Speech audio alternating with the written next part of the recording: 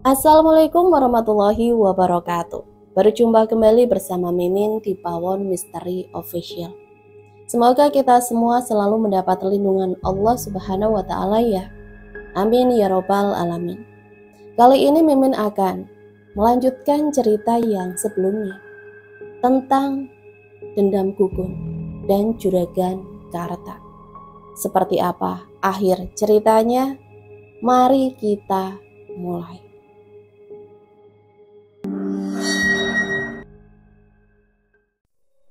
Juragan Karta tergamam. Dia menggelengkan kepala, sejurus kemudian menatap Aki Miun dengan pandangan tak percaya. Pria itu kembali mendesah, keresahan terlihat melantak di wajahnya. Aku tak mungkin mengorbankan Ayu, Ki. Meski dia gila, Ayu anakku. Aki Miun mendengus, lalu mencondongkan kepala, menatap Juragan Karta dengan senyum sinis. Ayu bukan untuk dikorbankan. Kau ingin dia sembuh bukan? Tapi Karta, saat ini yang terancam bukan lagi nyawa Ayu. Kau dan seluruh hartamu akan hangus karena dendam pria itu. Pria parubaya itu terlihat menimbang. Jemarinya saling meremas dengan pandangan tertunduk. Bibirnya berkali-kali berdecak, seakan-akan karut-marut hatinya semakin lantak. Apa Ayu bisa sembuh? Apa Gugun tak akan mengejar kami lagi? Suara kekehan Aki Miun membuat Juragan Karta semakin gulana. Namun ketika pria tua bercodet itu mengangguk, hati Juragan Karta sedikit tenang.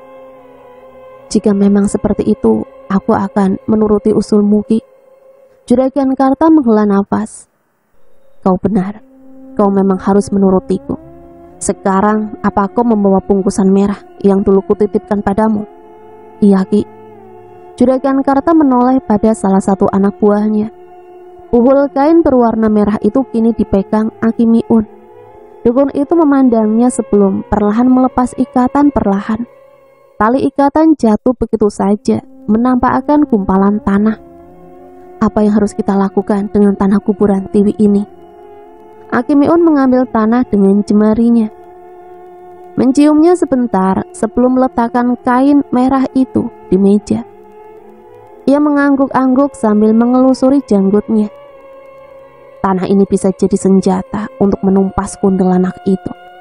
Ingatlah, purnama nanti adalah weton kelahiran Tiwi. Di purnama itu, aku bisa menaklukkannya. Bahkan, Aki Miun terkekeh. Jika kau berniat untuk menikahi kuntilanak, aku bisa mewujudkannya.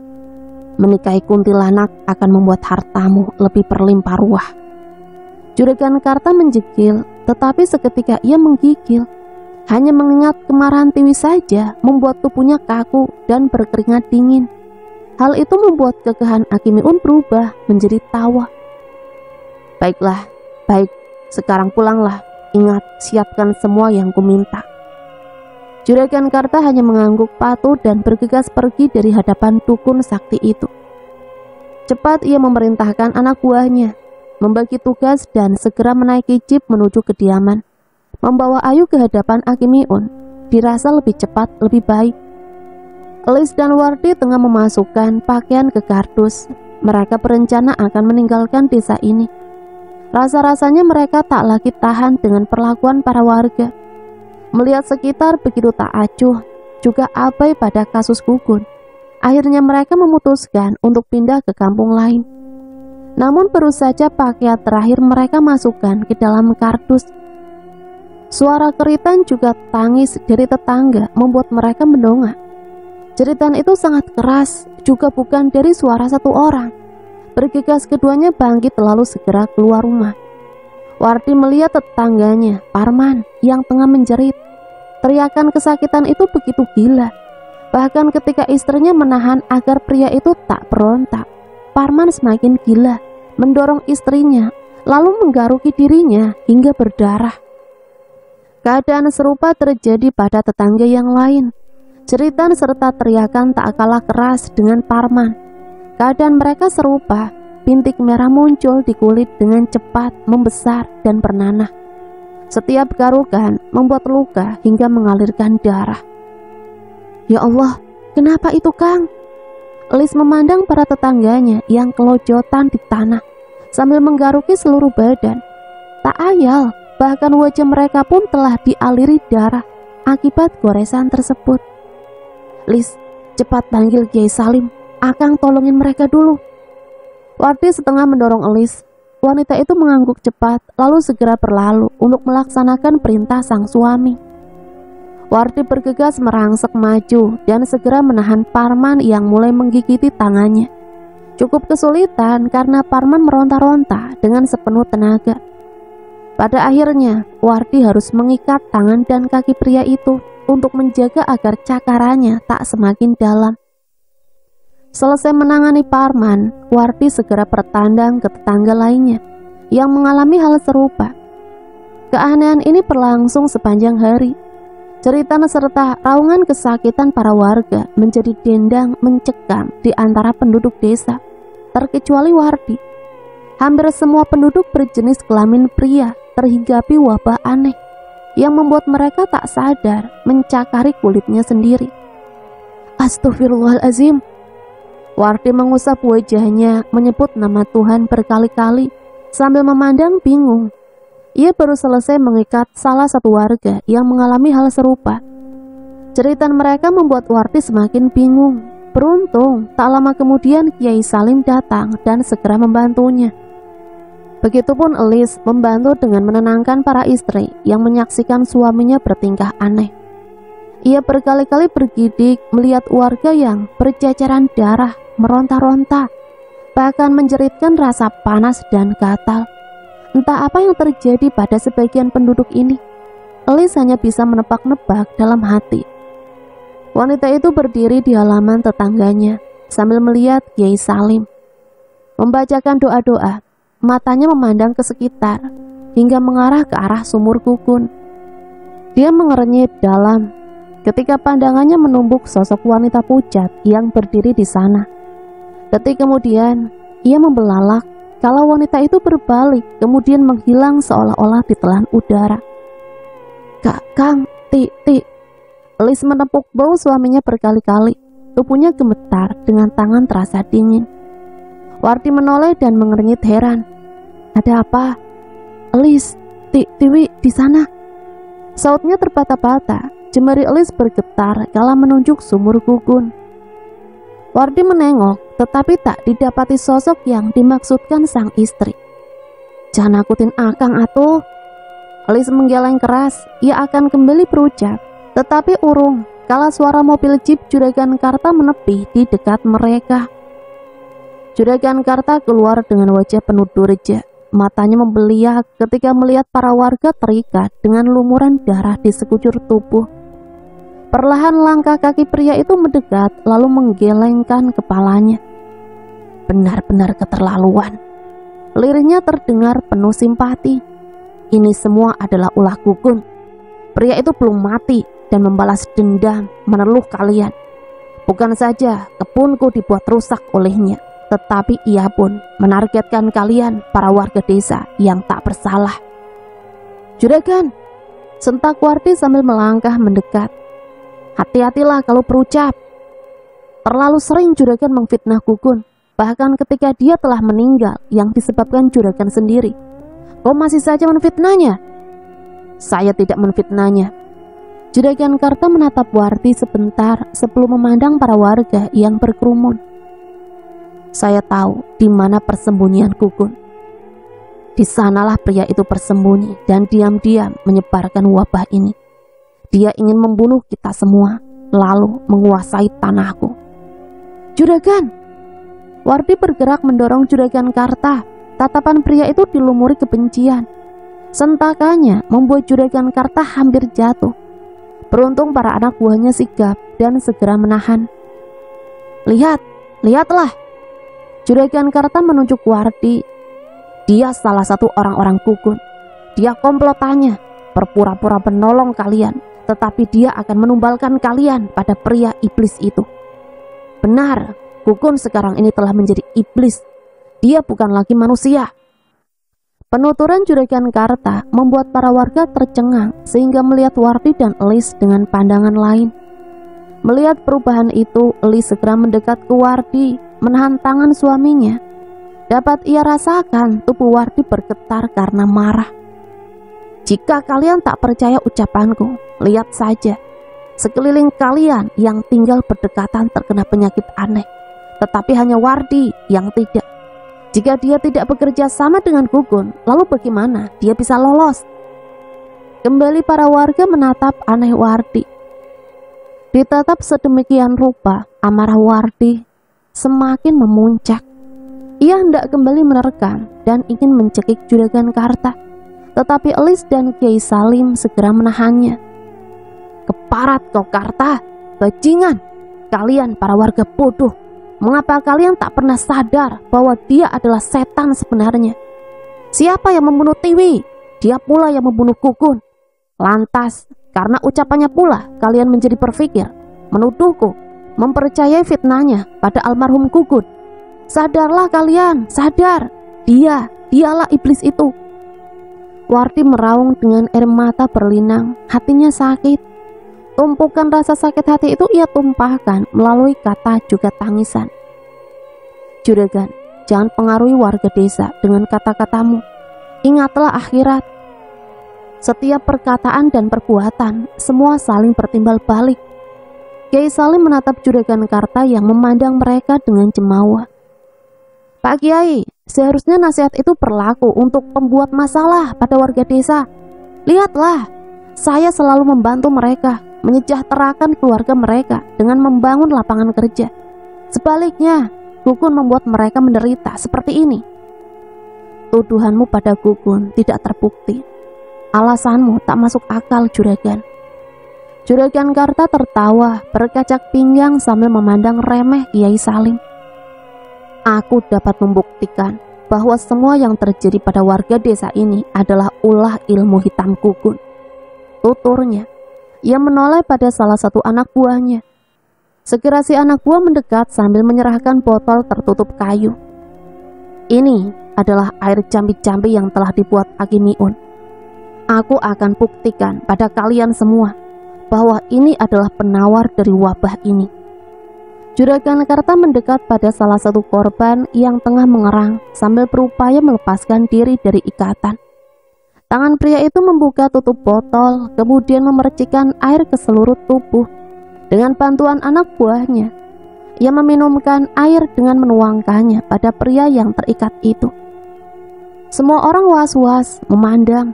Mereka melihat pria itu masih mengerang, kesakitan, lalu menjerit disertai asap putih yang mengepul perlahan. Namun keajaiban terjadi. Perlahan-lahan kulit yang berdarah-darah itu mulai menyusut, menutup luka. Para warga yang menyaksikan dibuat takjub. Mereka melihat pria yang meronta-ronta itu kini tenang dan dapat bernafas dengan normal. Wajahnya yang semula mengkikis, wajahnya yang semula terlukis duka, kini mulai terlihat sehat meski masih lemah. Lihatlah, Juragan Karta menatap Wardi dengan pandangan mencemooh. Wardi mengepalkan tangannya, geram, hatinya panas terbakar marah. Namun Kiai Salim di sampingnya terus menahan agar pria itu tidak melakukan hal gegabah. Melihat keajaiban di depannya, para warga yang keluarganya menderita penyakit aneh segera maju dan memohon pada Juragan Karta. Mereka mengelilingi pria itu yang berdiri pongah. Pada akhirnya, para anak buah Juragan Karta segera mengambil botol-botol lain dan diserahkan satu persatu pada mereka. Wardi, Elis, juga Kiai Salim tersisih. Ketiganya hanya menatap para warga yang saling berebutan meminta botol air yang dipercaya berkhasiat itu. Elis yang sadar segera meminta suaminya untuk kembali ke rumah. Begitupun dengan Kiai Salim, ia segera pergi meninggalkan mereka. Melihat kepergian Wardi dengan punggung terkulai, Juragan Karta mendengus. Ia kemudian membisikkan sesuatu pada salah satu anak buahnya. Si anak buah mengangguk, kemudian pergi dengan beberapa anak buahnya yang lain. Baru saja Elis membuka pintu rumah ketika tarikan keras membuat suami istri itu terpental hingga menabrak balai-balai. Elis hendak menjerit sebelum kemudian dibekap, serta sang suami yang dipukul hingga pingsan. Keduanya segera dibawa dengan cepat oleh 4 orang tanpa sepengetahuan para warga yang masih sibuk dengan euforia. Hasna membuka lemari pakaian dan mengambil baju dari tumpukan atas. Ketika salah satu pakaian itu ditarik, sebuah foto hitam putih meluncur turun dan jatuh di kakinya.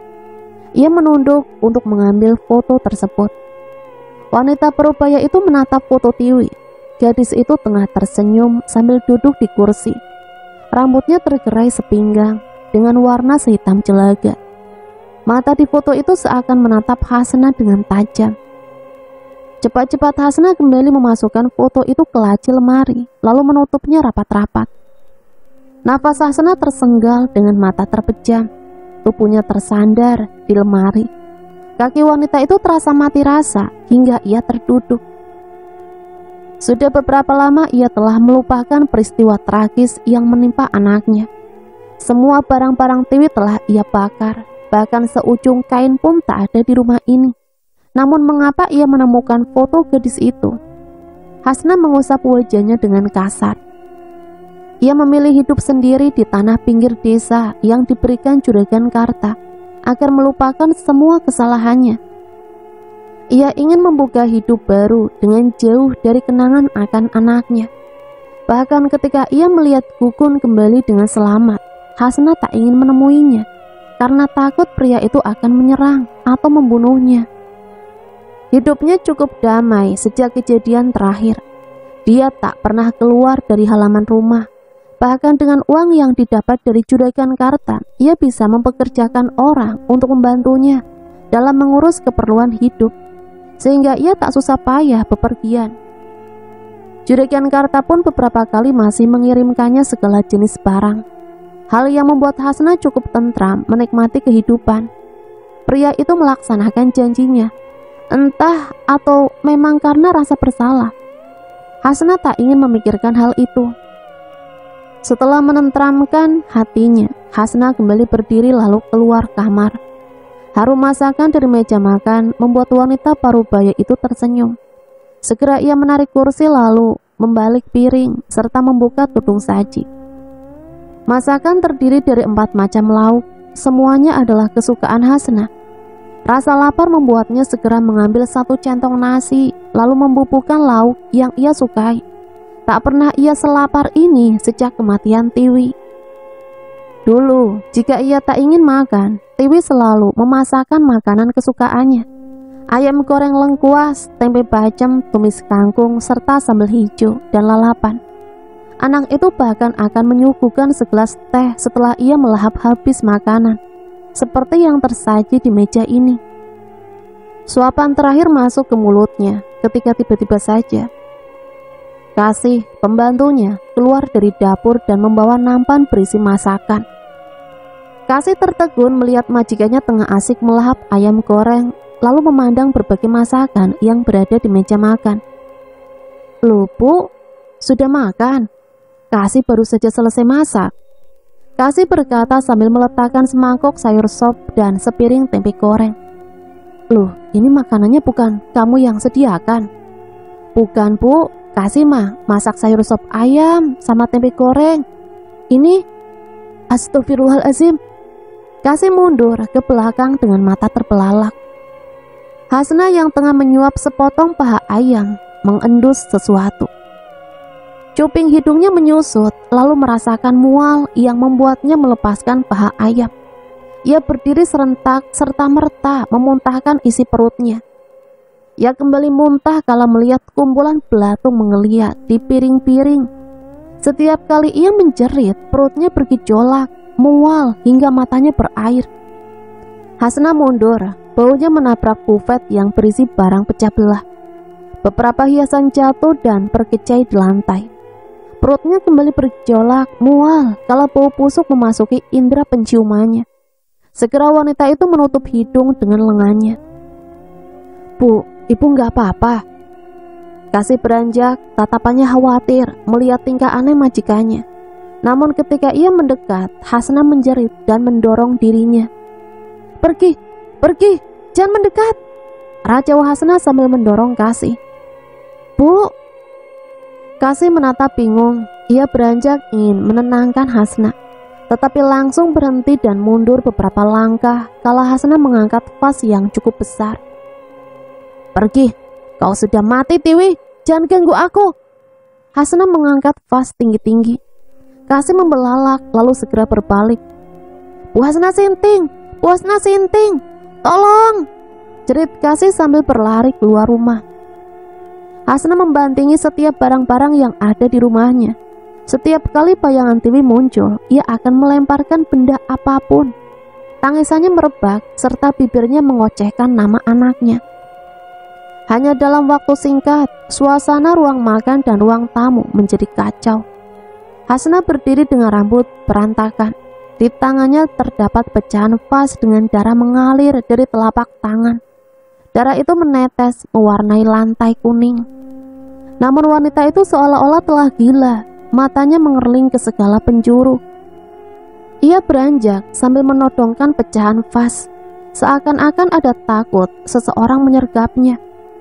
Langkahnya menabrak barang-barang yang ia banting sebelumnya, hingga kemudian matanya memperhatikan foto yang berada di lantai. Hasna tercekat, lalu luruh ke lantai. Dia menggigil, memandang foto Tiwi bagi menatapnya.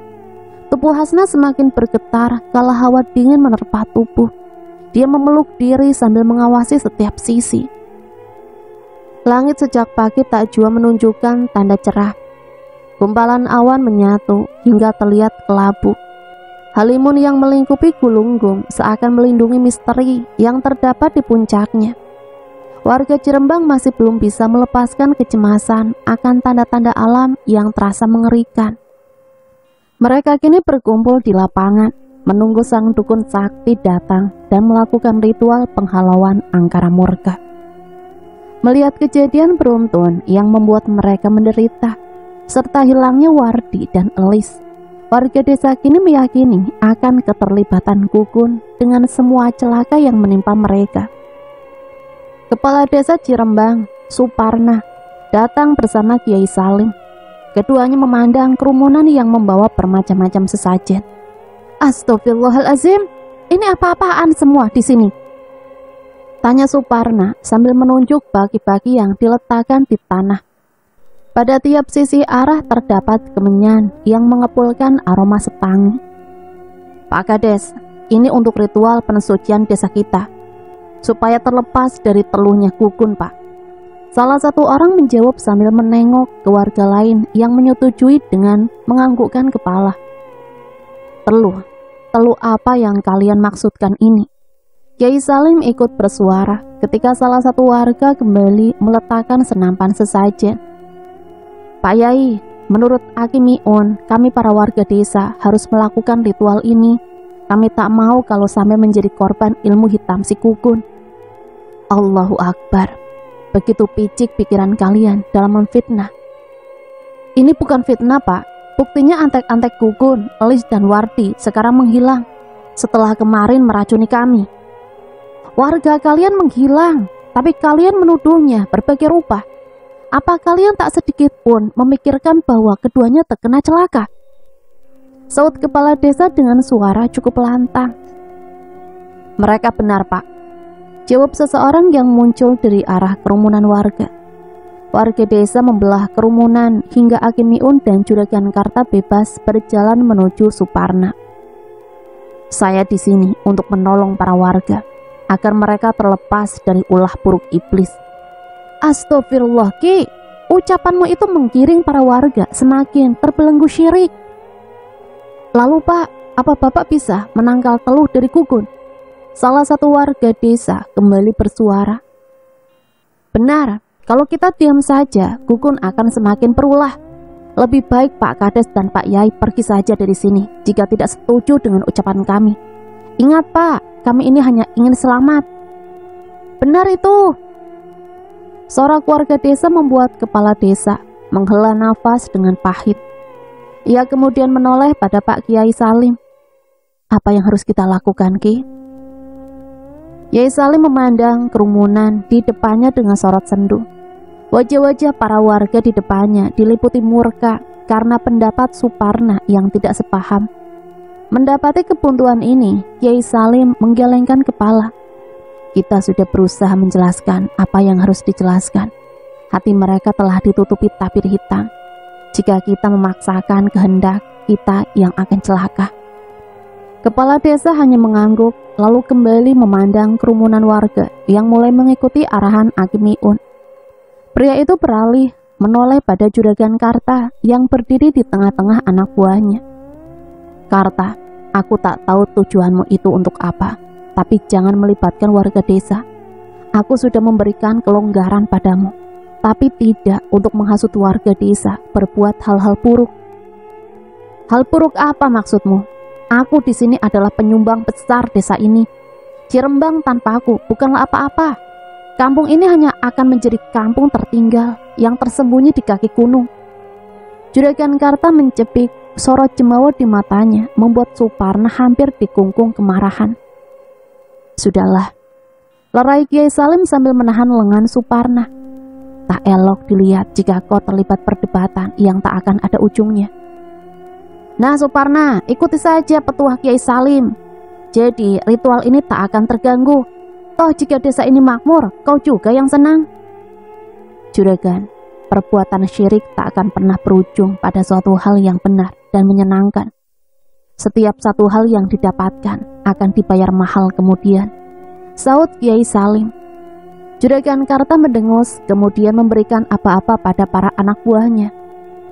Jika mereka mengganggu ritual ini nantinya, bahkan jika harus keras, usir keduanya. Baik Juragan. Hal yang pertama dilihat Wardi kala membuka mata adalah Elis yang tertelungkup di tanah. Tangan wanita itu terikat dengan mulut tersumpal. Matanya memejam, laksana tertidur nyenyak. Namun Wardi tahu Elis sedang tak sadarkan diri, sama seperti dia sebelumnya. Wardi mencoba menggerakkan kakinya yang diikat erat, namun tak ada perubahan yang berarti. Begitupun dengan tangannya yang terikat ke belakang. Sangat sulit untuk digerakkan. Dia menjeritkan suara, tetapi yang keluar hanyalah suara-suara tak jelas. Suara derap langkah yang tergesa-gesa terdengar mendekat. Wardi langsung terdiam, mencoba menfokuskan pendengarannya. Ketika pintu ruangan terdengar berderak, ia kembali memejamkan mata. Masukkan dia dan kunci erat gudang ini. Terdengar suara bentakan dari luar. Selanjutnya seorang wanita parubaya didorong masuk. Kurang ajar kamu Yanti. Murti menjerit geram sambil menatap wanita muda yang berkacak pinggang di tengah pintu. Teh, makanya teteh tuh nurut aja sama suami. Gak bakal begini jadinya kan? Tahu juragan kan cuma pinjam Ayu sebentar. Teteh kayak orang kesurupan aja. Sekarang teteh mending diam di sini dulu. Ritual selesai, Ayu juga bakal balik lagi kok. Selesai mengatakan hal tersebut, Yanti segera menutup pintu lalu menguncinya 2 putaran. Kalian jaga gudang ini. Awas jangan sampai dia lepas. Yanti berkata pada 2 penjaga yang merupakan anak buah Juragan Karta. Murti terisak sambil meremas kedua tangannya. Dia memikirkan nasib Ayu yang diseret paksa oleh ayahnya sendiri ke alun-alun desa. Entah apa yang akan dilakukan oleh suaminya itu, tetapi melihat keterlibatan Aki Miun tentu bukan hal yang baik.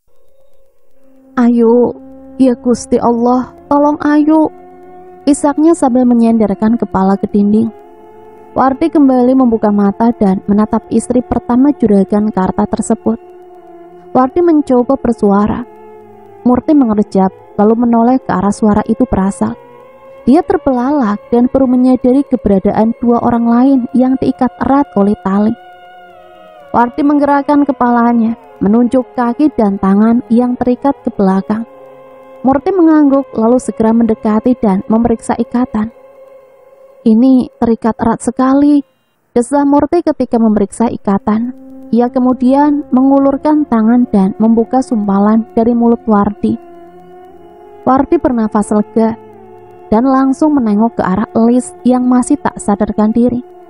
Tolong istri saya, Juragan Murti, pinta Wardi sambil menatap Elis. Murti mengangguk, kemudian segera menghampiri Elis. Tangan Elis yang terikat ke belakang memudahkan Murti untuk membukanya. Tidak seperti ikatan Wardi, simbol Elis lebih mudah terurai. "Teh, bangun teh." Murti menepuk-nepuk bau Elis, menggoyangkan dengan agak keras, lalu kembali memanggilnya lebih intens. Setelah tepukan dan panggilan kesekian, Elis akhirnya menunjukkan tanda-tanda sadar. Mata wanita itu mengerjap sebelum membuka sepenuhnya dan memandang Murti dengan linglung. Namun ia segera terbelalak ketika melihat Wardi yang masih terikat. "Akang!" "Tenang Lis, jangan khawatir." "Ya Allah Kang, Bu Juragan, ini di mana Bu?"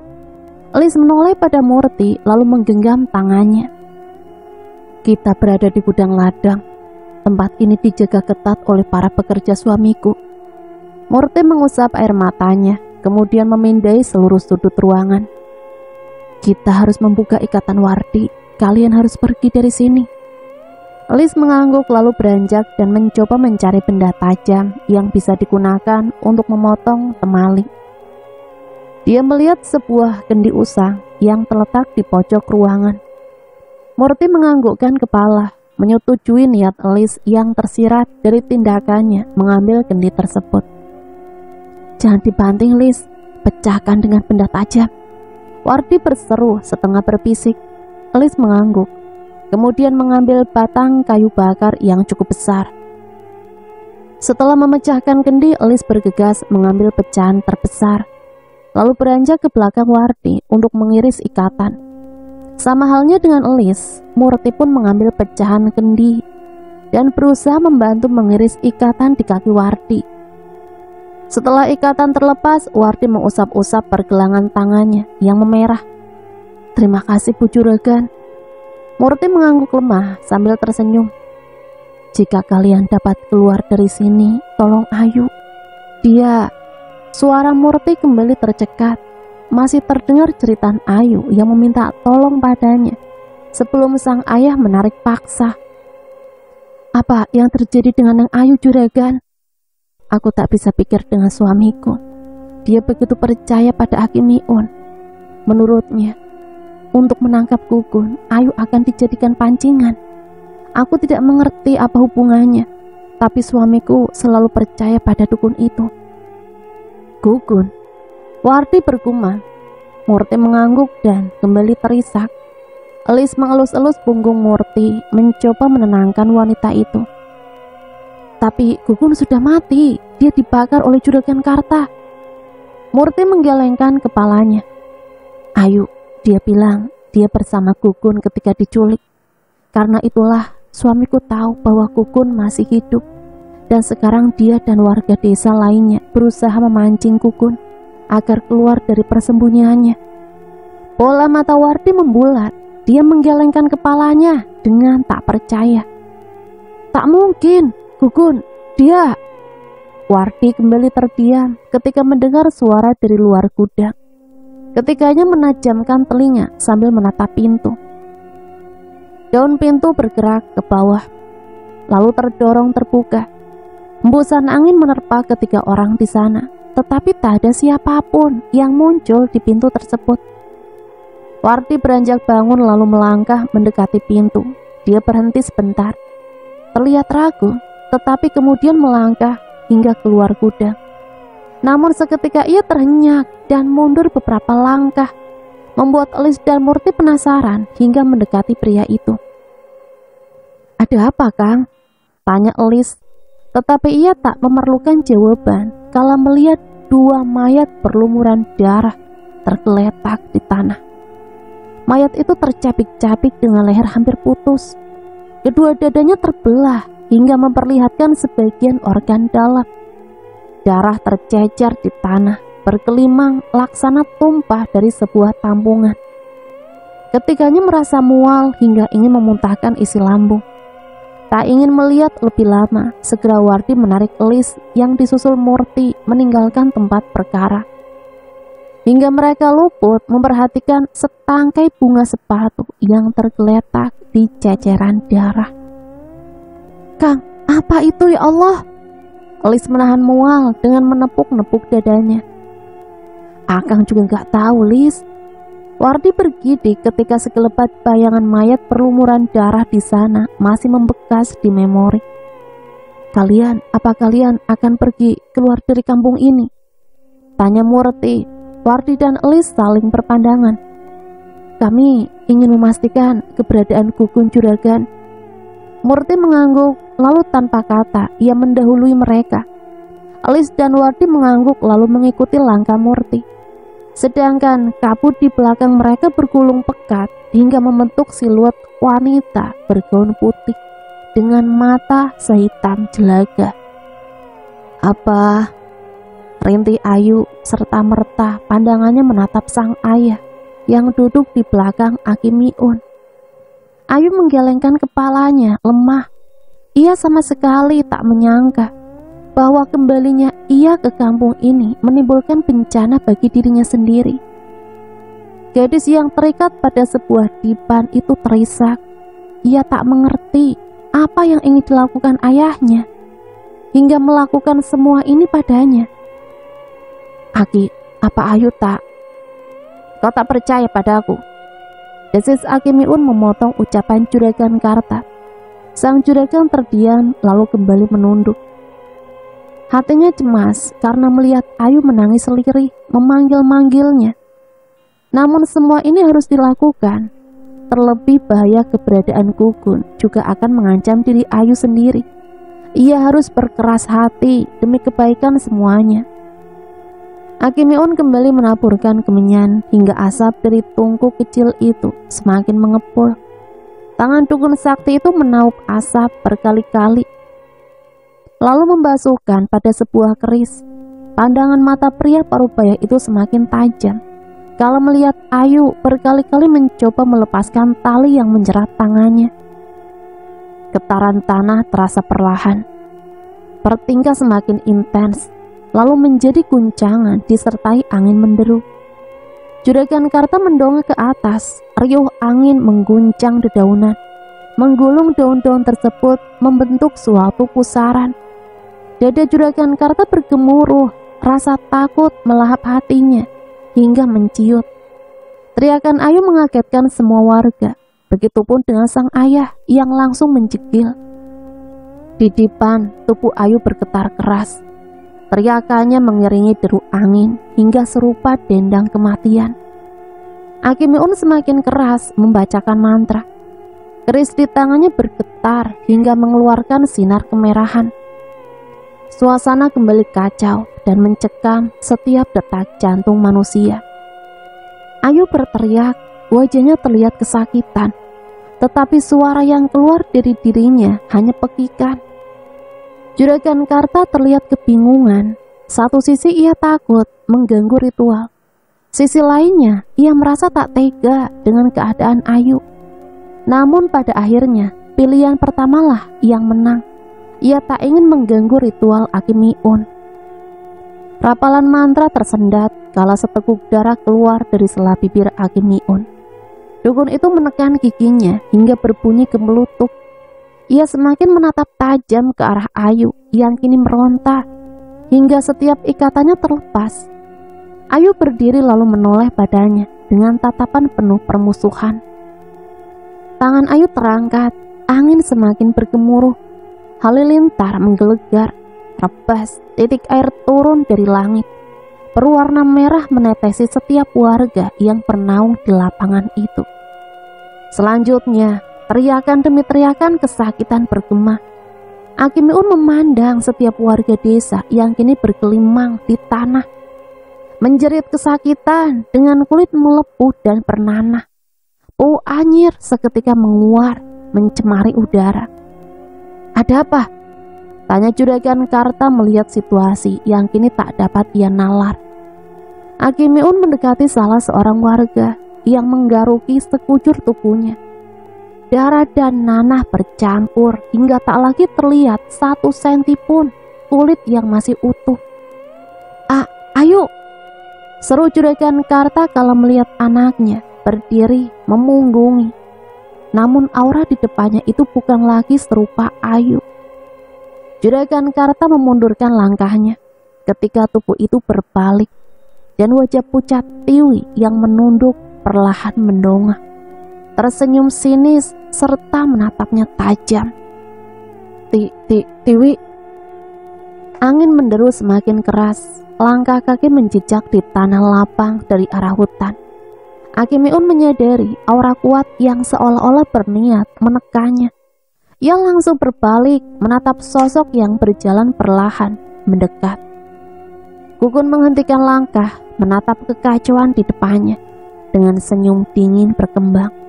Namun siapapun yang menatap matanya tahu bahwa ia datang meminta kematian. Aki. Semakin Juragan Karta mendekat ke arah Akimiun, matanya dipenuhi teror ketika tubuh Ayu melayang dengan suara cekikikan kuntilanak. Apa yang dia khawatirkan terjadi, teror yang tak berkesudahan. Ini bahkan anaknya pun harus mengalami nasib buruk. Tenanglah, itu rencana Gugun untuk menakutimu.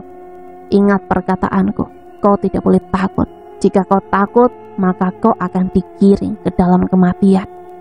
Akimiun menjawab setengah berbisik. Juragan Karta mengangguk, hatinya masih dirundung cemas. Tetapi sang juragan tak mempunyai pilihan untuk mundur. Rencana Akimiun telah berjalan semestinya. Dia harus percaya, maka seluruh keluarganya akan selamat dari bencana yang dibuat Gugun ini. Tubuh Ayu melayang, menerpa kabut yang menaungi lapangan alun-alun desa. Sebagian warga yang terhindar dari wabah aneh kini berlarian saling menyembunyikan diri. Namun warga yang terkena wabah kian menggelepar di tanah. Aroma busuk dan anyir mulai tercium dari tubuh mereka, menguar ke udara hingga menyesakkan siapapun yang menghirupnya. Gugun menatap kekacauan tersebut, akan tetapi tak ada sorot kasihan di matanya. Pria itu hanya menampakkan emosi ketika sosok Tiwi mendekat. Tubuh Ayu yang dirasuki Tiwi terjatuh tak sadarkan diri.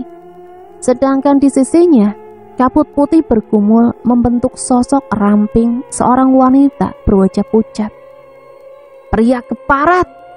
Teriakan Akimiun membuat Gugun kembali menoleh dan menatap dukun sakti itu. Di tangannya kini tersemat kerisitan, menggiriskan. "Kau telah membuat warga desa sengsara, menebarkan teror, serta membunuh orang-orang tak bersalah. Gugun, hari ini para warga yang menderita akan menuntut keadilan padamu." Keadilan? Gugun terkekeh-kekeh dalam hati. Dia mengulum senyum sinis sebelum melangkah. Setiap langkahnya, angin dingin bertiup membawa aroma drupa sukma. Seolah-olah kematian begitu dekat dengan badan. Rasa sesak kini menghinggapi para warga yang terkena penyakit aneh tersebut. "Gugun!" Rintihan itu terdengar dari seorang pria yang terlihat payah, tersenggal dengan luka capikan kukunya sendiri. Dia menatap Gugun dengan sorot mata redup. Gugun berhenti melangkah, menunduk memandang pria yang ia kenal sebagai saudara iparnya. Hasan berusaha menyeret tubuhnya mendekati Gugun. Tetapi sejengkal lagi tangannya akan menyentuh kaki pria itu. Gugun menghindar dengan mundur selangkah. "Gun!" Ucap Hasan tercekat. Dia tak berani bergerak kembali. Apalagi dilihatnya sosok pucat menyeramkan di belakang Gugun, membuat degup jantungnya menghentak sakit. Bibir pria itu berucap maaf, akan tetapi seulur kain putih tiba-tiba menghantam tubuhnya, begitu cepat membabat erat. Hasan menjerit tercekat. Pelitan kain itu semakin ketat hingga darah terlihat surut dari wajahnya. Pelan, perlahan, jeritan Hasan redup. Seiring nafasnya mengakut-akut. Dari sorot matanya tampak kegentaran. Rasa sakit kian tak dapat ditahan ketika kain putih itu semakin bergerak ke atas, membebat wajahnya. Sukma Hasan kini lepas dari badan.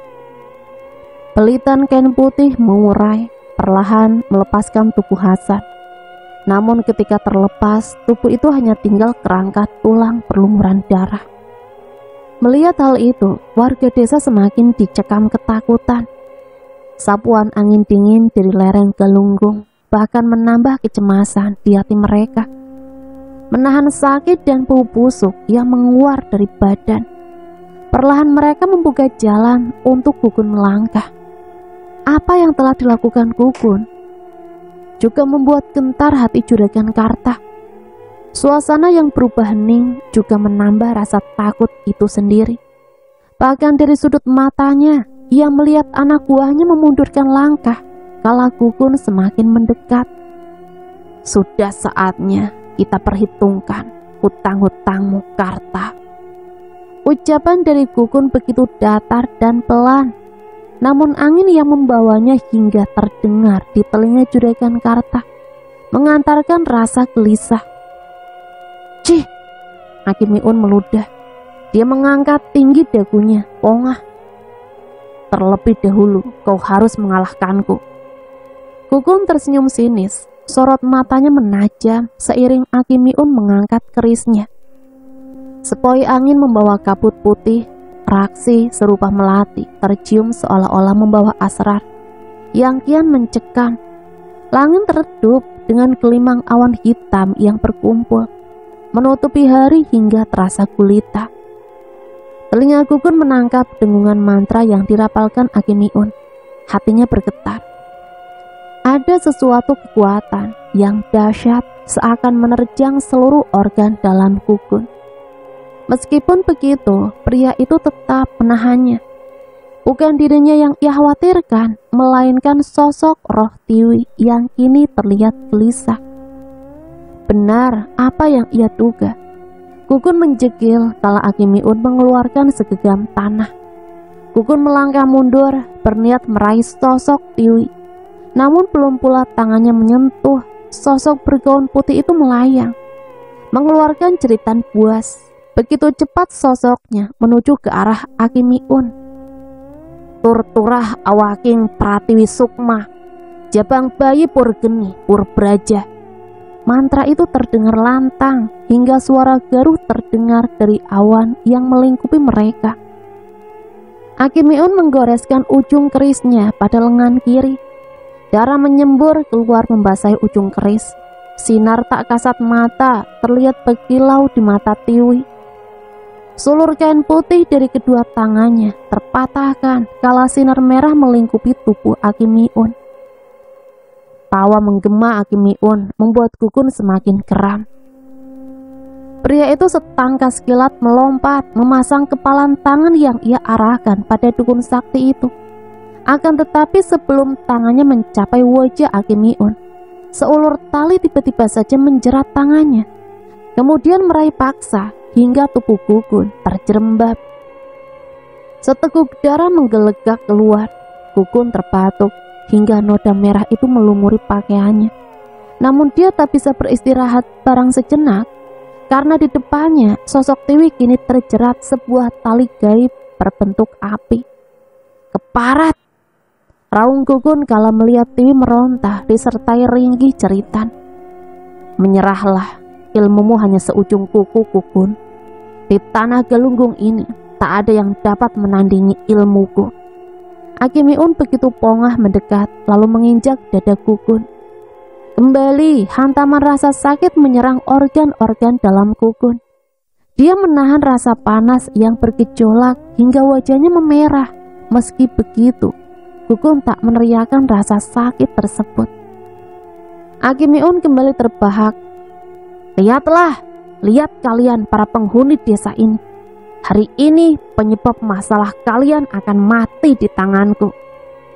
Juragan Karta yang semula menahan kecemasan akhirnya bernafas lega, menganggukkan kepala lalu beranjak mendekat ke sisi Aki Miun. Lihat Karta, musuhmu ini begitu lemah. Hanya satu kali pukulan dariku, ia menjadi tak berdaya. Aki Miun tergegah. Ikat dia erat-erat, bakar tubuhnya. Kali ini pastikan dia mati di depan matamu. Tentu Ki. Juragan Karta memandang jijik pada Gugun yang masih tersenggal di tanah. Ia kemudian memerintahkan anak buahnya. Mereka menyeret dan mengikat Gugun erat yang lainnya membawa dirigen besar berisi minyak tanah. Tanpa ucap kata ataupun basa-basi, minyak tanah itu mereka siramkan pada tubuh Gugun. "Bakar dia, cepat bakar!" teriak Juragan Karta penuh semangat. Para warga desa yang menyaksikan peringsut menjauh, yang terluka maupun yang tidak, kini menahan nafas melihat tubuh Gugun berlumuran minyak tanah. Opor di tangan dua orang anak buah Juragan Karta telah tersuluk. Mereka mendekat, menoleh pada Juragan Karta untuk menunggu instruksi selanjutnya. Jangan! Ucapan itu datang dari salah satu warga desa. Sosoknya penuh luka dan darah akibat penyakit aneh tersebut. "Juragan, hentikan semua ini.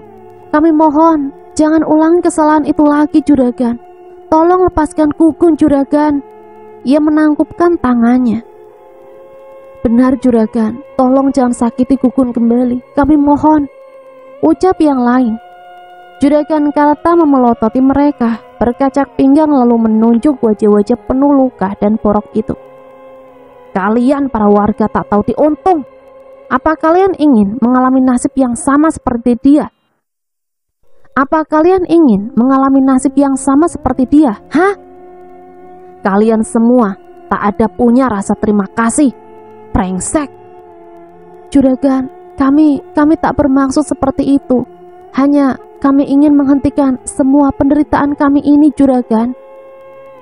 Juragan Karta melirik ke arah para anak buahnya. Mereka mengangguk lalu serentak bergerak ke arah dua warga desa itu. Juragan!" ucap salah satunya. Mimik wajahnya dikecam ketakutan. Kala beberapa anak buah sang juragan mendekat, lalu menendangnya. "Seret mereka, bakar bersama Gugun." "Juragan, tidak!" Mereka menggeleng ketakutan. Namun kekuatan tubuh tak bisa memberontak ketika acungan golok serta tendangan menghantam tubuh. Keduanya tersungkur serta merta anak buah Juragan Karta lainnya dengan cepat menahan dan mengikat kaki serta tangan mereka. Rintihan bahkan tak menggoyahkan sama sekali hati nurani para antek-antek tiran itu. "Ini pelajaran untuk kalian. Siapa yang membela Gugun, dia akan bernasib sama." Juragan Karta berkacak pinggang sambil memandang angkuh para warga desa yang menundukkan kepala. Keangkuhan begitu tergambar di wajah dan matanya. Kini melihat pria yang dibenci akan mati, terbakar dan membusuk di neraka, membuat hati Juragan Karta semakin merebak bahagia. Sejak penolakan Tiwi tempo dulu, ia sangat ingin membunuh Gugun.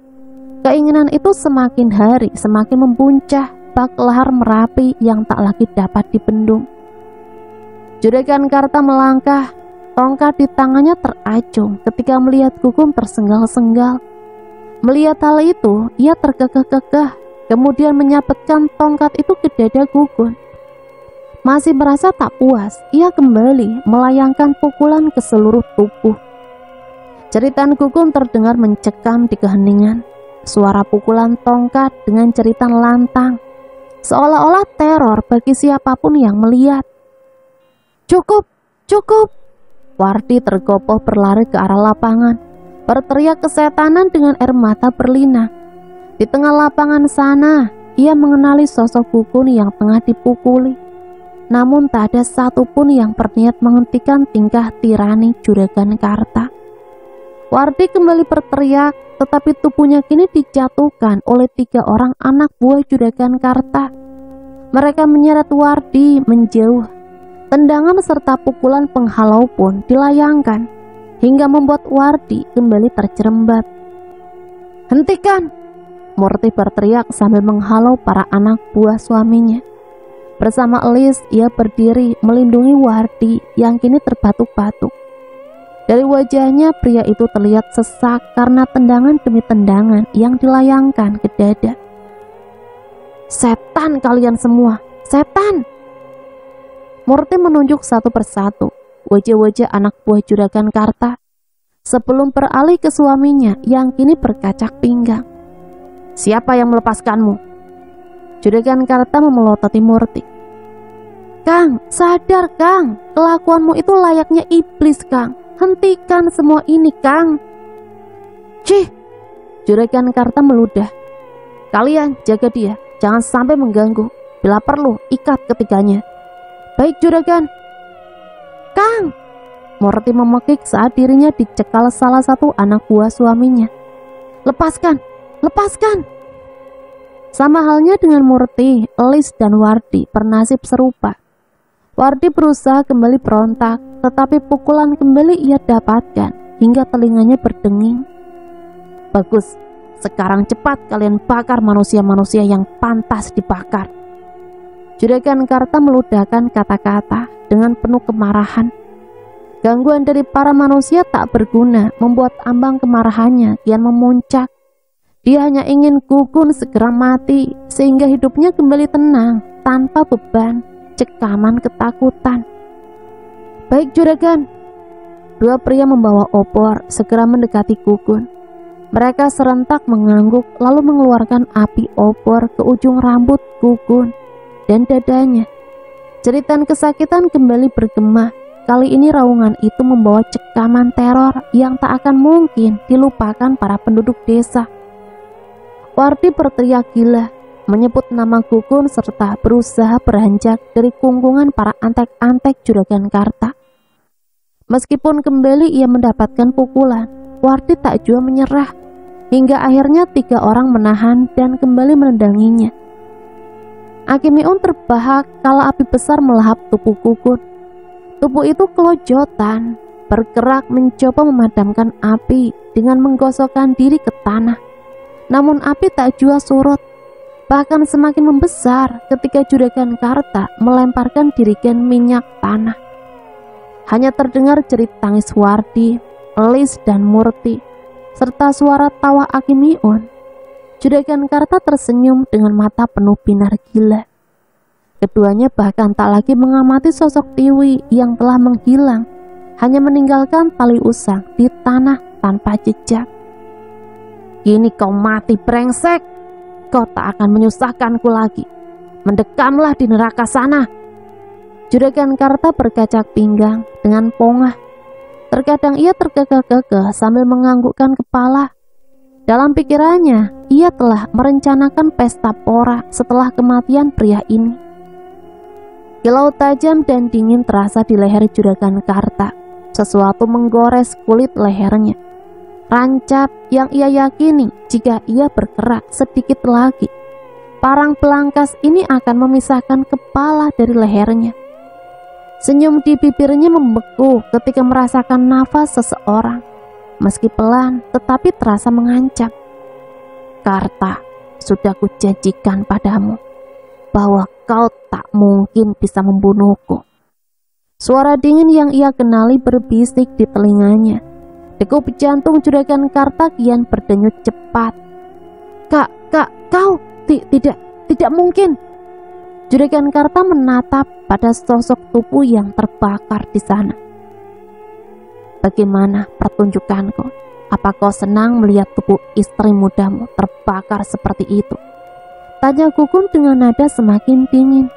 Meski disertai kekehan, ia bahkan membuat Juragan Karta semakin lantak. Ya, Yanti, tidak. Dia menggelengkan kepalanya, tetapi hal itu membuat kulit lehernya semakin dalam tergores. Juragan Karta menjerit kesakitan. Jeritan itu akhirnya menyadarkan Akimiun akan sesuatu. Dukun sakti itu perlahan menoleh, matanya mencelang kala melihat seringai sinis Gugun beserta tatapan penuh ejekan padanya. Kau! Murka Akimiun. Mendengar teriakan tersebut, semua mata kini beralih ke arah Akimiun, lantas memandang ke arah Gugun yang mengalungkan parang di leher Juragan Karta. Wardi yang mengadu perih berhenti merintih. Elis yang menangis tergugu tiba-tiba menjadi keluh. Keduanya nyalang menatap sosok pria muda itu. Keduanya saling berpandangan lalu terisak dengan hati yang lega. Kau pikir ilmu mayang langit yang kau gunakan akan berguna padaku? Gugun tergegah-gegah. Parang yang menggores leher Juragan Karta bergerak perlahan. semakin menggores kulit hingga menitikkan darah membentuk aliran ke bawah. "Miun, aku datang bukan untuk menyerahkan nyawa, melainkan untuk menyeret kalian ke neraka." Tatapan dukun sakti itu nyalang, hatinya bergetar karena marah. Kepalan tangan mengencang pada gagang keris hitam. Hampir saja darah menggelegak dari tenggorokan karena tekanan murka. "Aki!" Suara Juragan Karta lirih, matanya mengerjap dengan nafas tertahan. Salah bergerak sedikit, luka di lehernya semakin membesar. Atau mungkin pria bengis itu akan lebih mencelakainya dengan langsung menebas. "Degup jantungmu terdengar menjijikkan," desis Gugun. Takut itulah yang dirasakan Juragan Karta saat ini. Sesak dadanya kalau membayangkan ajal di ujung parang. Sedangkan pria yang menyandranya terkekeh dengan nada dingin. Meski begitu, Juragan Karta dapat merasakan bahwa ancaman terselubung. "Tingkah lakumu semakin meyakinkan penduduk desa kalau kaulah yang menyebabkan kesengsaraan mereka." Aki Miun membuang ludah, kembali menatap Gugun. Ia mengatupkan bibirnya erat. "Aku tidak peduli," jawab Gugun. Pandangannya tak sedikit pun melirik ke arah warga yang merintih kesakitan. Namun dia melirik ke arah Wardi dan Elis. Jejak kelembutan ada dalam pandangannya, meskipun ia mengkhawatirkan keduanya. Gugun tak bisa memperlihatkan hal ini. Aku akan mengembalikan rumahmu, Gun. Kau dapat meminta tanah mana saja. Asal. Juragan Karta melirik parang yang masih berada di lehernya. Jauhkan ini." Jemari kiri Gugun mencengkram rambut Juragan Karta. Begitu keras hingga pekikannya terdengar pilu. "Hartamu tak ada harganya di mataku. Hanya orang buta yang akan memuja dan menjilat hartamu itu." Juragan Karta kembali memekik saat cengkraman di rambutnya semakin keras. Seakan Gugun berniat menarik lepas rambut. Dia meronta saat rasa panas juga perih memenuhi kepala. Akibatnya leher Juragan Karta semakin bergesekan dengan parang. Darah merah mengalir lebih deras, membasahi kemeja putih Juragan Karta. "Bajingan, lepaskan dia!" Aki Miun berteriak. Tangan kanannya mengangkat keris, beranjak membentuk kuda-kuda sebelum melompat dan menuju Gugun. Angin berembus, aura besar menuju Juragan Karta dan Gugun. Namun seakan tengah menunggu dukun itu menyerang, Gugun hanya tersenyum sinis. Kala aura gelap itu semakin mendekat, dentuman suara menggelegar membuat langit yang gelap kini semakin pekat. Kampung Cerembang seakan diselimuti oleh kabut abu. Suara jeritan saling bersautan, warga desa kocar kacir saling menarik keluarga mereka. Pertopang dagu membawa serta diri mereka agar terhindar dari aura kelam yang menyesakan dada. Tak satu dua orang yang kembali terjatuh, kejang-kejang sambil memuntahkan darah. Warga yang panik tak lagi mengindahkan seruan kepala desa yang mencoba menenangkan. Namun kondisi yang tak lagi terkendali membuat ia kembali berlari ke tempat yang aman. Wardi membantu Elis berdiri dan mencari tempat berlindung. Sebagian bebatuan bahkan telah poranda. Bangunan balai desa sebagian hancur karena tekanan kekuatan, entah berasal dari siapa. Melihat sekelilingnya, Wardi akhirnya memutuskan bergerak ke arah pohon beringin. "Tunggu di sini, Akang." Elis menggeleng, cengkramannya di lengan Wardi semakin erat. "Lis, jika Akang ke sana, itu akan membuat Gugun semakin sulit. Kita tidak tahu apa yang akan terjadi. Salah-salah Akang akan jadi bebannya." "Tapi Lis..." Belum sempat Wardi mengatakan seluruh kalimat, sesuatu berkelebat cepat. Kembali bunyi dentuman terdengar. Wardi menoleh dan melihat beberapa mayat berkelimangan di lapangan. Hati keduanya lanyak, bahkan seakan tak ada tenaga. Elis kini terduduk dengan wajah pucat pasi.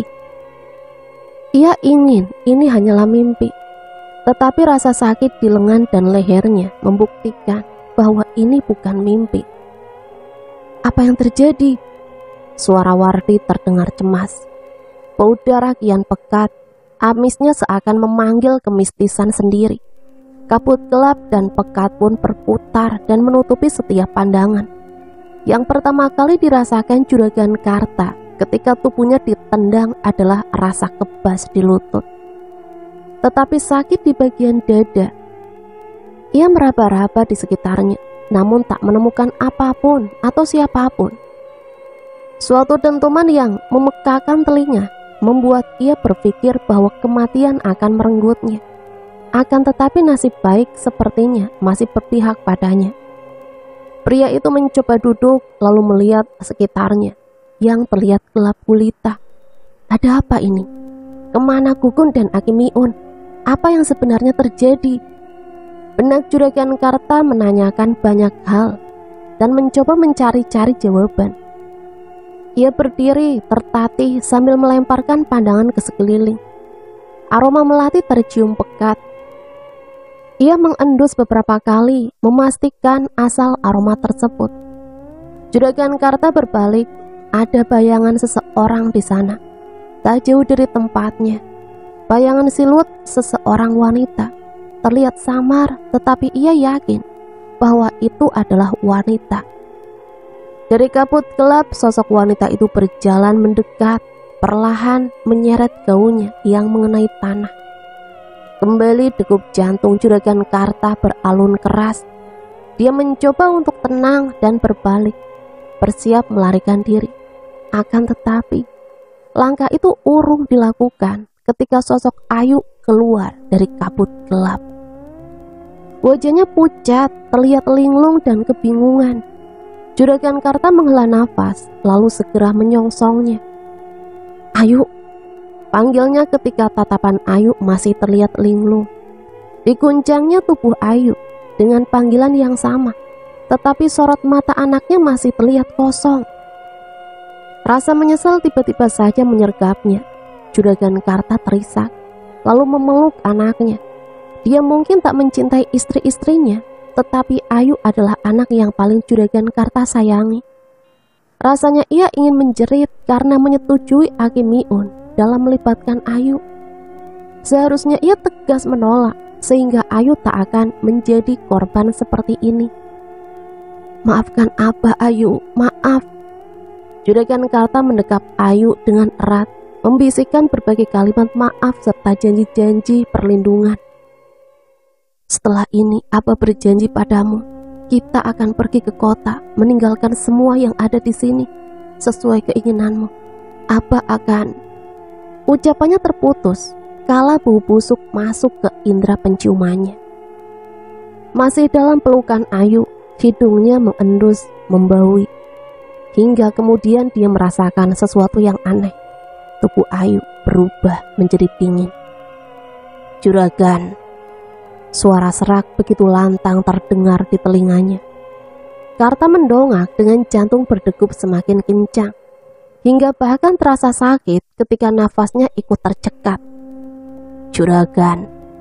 Suara serak itu kembali memanggil. Terlonjak, Juragan Karta melepaskan diri, mundur 3 kali sebelum tersaruk dan jatuh. Ia ingin menjerit kala melihat sosok Tiwi dengan wajah dipenuhi belatung serta darah. Dari 2 lubang matanya, darah menetes seolah-olah air mata. Sakit, sangat sakit. Ucapnya pelan. Ti. Juragan Karta menggelengkan kepala, suaranya seolah menghilang. Bahkan ketika pikirannya memerintah untuk segera pergi. Tetapi naas, tubuhnya tak mau menuruti. Setiap sapuan gaun di tanah terlihat mendekat. Juragan Karta bergerak mundur. Ia tak lagi memikirkan kerikil-kerikil yang terasa tajam, seolah-olah pecahan beling. Ia hanya ingin cepat pergi menyelamatkan diri. Kembali ia mundur dan beberapa kerikil melukai tangannya. Dia tak bisa menjerit seolah bibirnya terkunci. Hanya sorot matanya terlihat kesakitan dan menahan rasa itu. Tepat sekali lagi ia mundur, tangannya menyentuh sesuatu. Benda dingin dan tajam yang dikenal jelas Juragan Karta. Itu adalah sebilah keris yang diberikan Aki Miun padanya. Segera dan dipenuhi harapan tinggi, ia mengambil keris tersebut lalu menggenggamnya erat. Namun ketika ia mendongak, sosok Tiwi telah menghilang. Juragan Karta mengitarkan pandangan, mencari-cari kuntilanak itu. Namun seakan raib, Tiwi tak ditemukan. Dia menunduk, memandang keris di tangannya. Benar, ini pasti karena keris ini. Berkeyakinan seperti itu, rasa pongahnya kembali merajai hati. Juragan Karta bangkit, lalu segera mengacungkan keris tersebut. Lihat, lihat, kau tak akan bisa menyentuhku. Kau takut kan terhadap keris ini? Hah? Juragan Karta terbahak-bahak. Seakan telah gila, tawa itu terus membahana, seolah-olah hal lucu tengah berlangsung di depannya. Namun tawanya seketika berhenti kala melihat siluet wanita yang tertatih berjalan ke arahnya. Gaun Ayu compang-camping dan terlihat lusuh. Melihat ayahnya bagi menemukan asa di tengah gelapnya suasana. Seketika ia mempunyai energi untuk melangkah mencapai Juragan Karta. Abah, panggilnya dengan suara bergetar juga serak. Meskipun merasakan sakit di kakinya, Ayu tetap melangkah cepat menuju sang ayah yang terdiam menatapnya tajam. Abah, untung Ayu bertemu Abah. Ayu takut, Abah. Ayu berjalan pincang dengan wajah pucat dengan raut takut. Ia melirik ke segala arah yang masih dipenuhi kabut gelap. Abah, berhenti kau setan, sentak Juragan Karta. Abah, lirih Ayu sambil menatap heran Juragan Karta. Jangan kau kira aku akan ditipu kembali olehmu. Kuntilanak busuk, lihat ini. Kau lihat ini.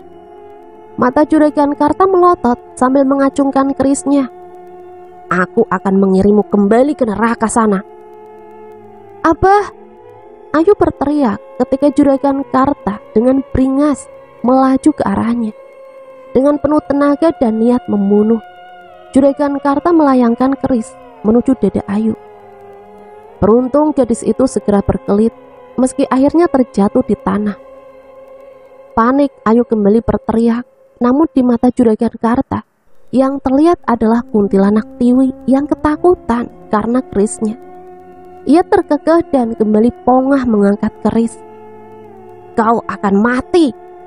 Aku dapat membunuhmu kembali seperti saat itu. Benar. Ia kembali tertawa dengan gila. Ayu menggeleng sambil berurai air mata. Dia menjerit memanggil sang ayah. Tetapi usahanya terasa sia-sia ketika Juragan Karta melompat lalu menginjak lehernya dengan lutut. Ingat hari ini, kuntilanak busuk, dengan keris sakti ini kau akan menghilang dan membusuk di neraka. Bola matanya melotot, ada sorot bahagia juga kebencian di sana. Dorongan untuk membunuh itu semakin kuat kala melihat wajah kuntilanak di bawahnya tersenyum sinis seolah menantang. Abah, nafas Ayu terasa lemas. Kedua tangan yang mencoba mendorong lutut Juragan Karta pun kini tak bertenaga. Ia tak tahu mengapa ayahnya ingin membunuhnya. Apa yang diucapkan sang ayah, ia juga tak mengerti. Karta, kau pecundang, pria lemah yang tak bisa apa-apa. Suara itu berbisik di telinga. Hatinya semakin terbakar sehingga pegangan pada keris itu semakin erat. Bayangan Kukun menikahi Tiwi, tawa bahagia mereka, juga wajah sendu dan Ayu, wanita pujaannya itu, membuat hati Juragan Karta semakin tak terkendali. Rasa sakit dan cemburu yang telah lama ia tahan, akhirnya ia realisasikan dengan ayunan pusaka tersebut. Jeritan Ayu mengalun, membuat kelelawar-kelelawar hutan mengepakkan sayap dan meninggalkan sarangnya. Mati kau, matilah, mati! Juragan Karta menjerit puas sambil mencabut kembali keris yang menancap di dada Ayu. Gelegak darah keluar dari mulut gadis itu. Matanya berkaca-kaca menatap sang ayah. Ia ingin mengatakan sesuatu, tetapi kembali gelagak darah itu datang. hingga mencipratkan wajah sang ayah yang begitu dekat. "Abah." Ayu merasakan kembali rasa sakit itu ketika sang ayah menusukkan kembali kerisnya. Tangan gadis itu terkulai, bergerak sebentar, lalu terdiam. Keheningan merajai, tetapi Juragan Karta tak juga sadar dengan apa yang diperbuatnya. Tawa pria itu semakin keras hingga menengadah ke atas. Akan tetapi sesuatu tiba-tiba membelit tubuhnya dengan cepat dan erat. Begitupun bibir yang mengumandangkan tawa itu, ini terbekap kain putih. Juragan Karta berusaha memberontak, tetapi semakin berontak, belitan kain itu kian erat. Matanya melotot kala sosok wanita bergaun putih melayang di atas kepalanya. Kenapa? Tanyanya dalam hati. Namun jawaban itu datang dengan sebuah kesadaran menghantam pikirannya. Belitan itu semakin erat menjepit, hanya tersisa dua mata yang tak tertutupi. Dua mata yang kini menatap kosong sosok berlumuran darah yang baru saja ia bunuh. Mengapa? Sorot itu mengatakan demikian. Hatinya seketika pahit. Semakin terasa sakit, panas bercampur kala organ-organ dalamnya semakin terhimpit. Sesak, Juragan Karta ingin berteriak, namun lemparan kain putih terakhir perlahan membungkus semua kepalanya. Dia menjerit meski tak ada yang mendengar. Belitan kain putih kian menjerat erat, tak ada celah baginya untuk berontak. Sesuatu bahkan terasa bergolak panas di dalam tubuhnya. Juragan Karta merasakan rasa asin di lidahnya. Kembali, sesuatu yang bergolak itu tertahan. Ada aliran panas yang menjalari sekujur tubuh hingga terasa mendidih. Juragan Karta merasakan tremor tubuhnya semakin meningkat. Lagi, rasa asin itu kembali. Kali ini dorongan hebat semakin kuat menjalar, hingga kemudian rasa sakit mencuat keluar dari kelima inderanya. Belitan kain putih terlepas dengan cepat seiring gelegak darah keluar dari mulut, hidung serta telinga dan mata Juragan Karta. Tidak hanya sekali, bahkan ketika tubuh itu ambruk, darah semakin banyak mengalir. Jemari Juragan Karta bergerak-gerak lemah, mencengkeram tanah, tetapi kemudian terdiam seiring bola matanya dipenuhi darah. Tiwi mendongak, mata hitamnya terlihat suram, menatap puncak Galunggung yang berselimutkan kabut. Di puncak sana, aura kelam tengah menantinya, menuai pengorbanan darah selanjutnya. Aki Miun juga telah tewas di tangan Gugun. Tapi di sini tidak diceritakan sudut pandang Aki Miun ya, karena terlalu panjang. Lambat laun Gugun akhirnya juga tewas karena ilmu rumang mayit tersebut. Karena ilmu tersebut adalah ilmu terlarang yang tidak boleh digunakan oleh siapapun. Dan cerita selesai sampai di sini. Semoga cerita ini bisa menghibur teman-teman semua ya. Dan semoga ada pembelajaran yang bisa kita ambil dari cerita ini. Sampai di sini saya pamit undur diri. Mohon maaf apabila banyak salah kata. Sampai berjumpa kembali di cerita-cerita selanjutnya. Matur suwun. Wassalamualaikum warahmatullahi wabarakatuh.